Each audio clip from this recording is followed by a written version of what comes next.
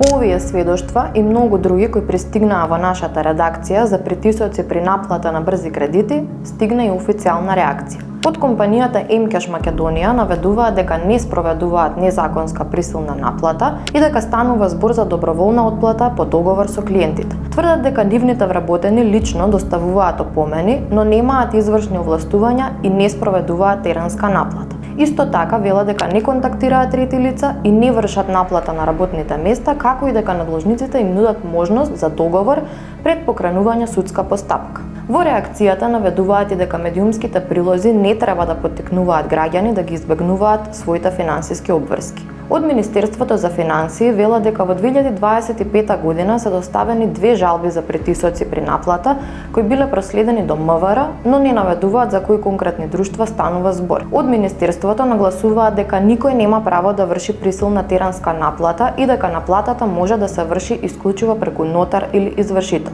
Факт е дека долгот е долг и мора да се наплати, но законот е закон и мора да се почитува. Дали процедурите биле почитувани, тоа треба да го утврдат институциите, а ние ќе продолжиме да ја следиме темата.